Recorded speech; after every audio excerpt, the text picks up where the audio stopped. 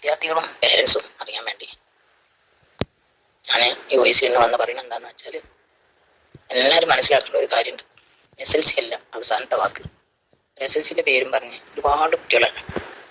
പിന്നെ ഇന്നത്തെ ഈ കാലഘട്ടത്തിൽ പേരൻസ് വളരെയധികം വേദനിപ്പിക്കേണ്ട മനസ്സുകൊണ്ട് അവരുടെ മനസ്സ് ചെറിയ പ്രായമാണ്.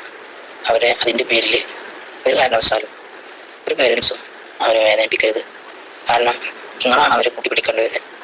നാട്ടിലുള്ളവരും അയൽവാസികളായാലും കൂട്ടുകുടുംബങ്ങളായാലും അവരെ ഫ്രണ്ട്സായാലും ഒക്കെ അവരെ മാർക്ക് അന്വേഷിക്കുന്ന സമയത്ത് അവർ ടെൻഷൻ ഒഴിവാക്കി കൊടുക്കേണ്ട ആൾക്കാരുകളാണ്. പക്ഷേ അതിനെ കൂട്ടുകൂടി നിങ്ങളും അവരെ കുറ്റം പറയാനും മറ്റു കാര്യങ്ങൾ പറയാനൊക്കെ ശ്രമിച്ചു കഴിഞ്ഞാൽ ആ കുട്ടികളെ ചെറിയ മനസ്സിനെ അത് വല്ലാതെ ബാധിക്കും.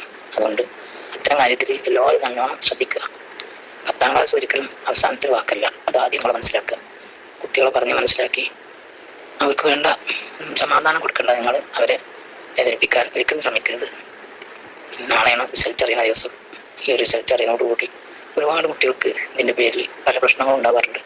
അതിന് ഏറെ പേരൊക്കെ ഉത്തരവാദികൾ നമ്മൾ പേരൻസ് തന്നെയാണ്. അതുകൊണ്ട് അതിന് യാതൊരു കാരണവശാലും ഇടണ്ടാക്കേണ്ട ഒരവസ്ഥ നമ്മൾ വരുത്തരുത്.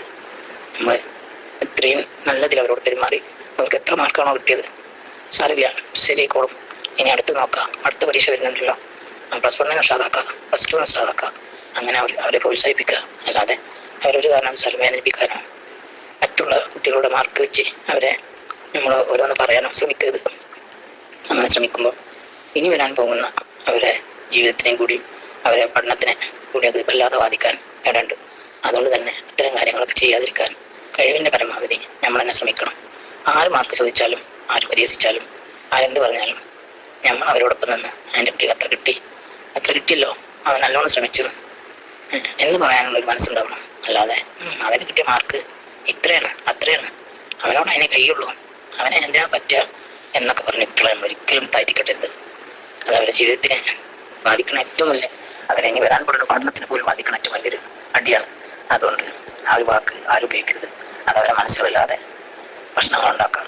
മനസ്സിന് മാത്രമല്ല, നമുക്ക് നമ്മുടെ മക്കളെ പോലും നഷ്ടപ്പെടുന്ന ഒരവസ്ഥയിൽ ഇവരെ എത്താറുണ്ട് ഈ ഒരു മാർക്ക് പ്രശ്നം കാരണം. അതുകൊണ്ട്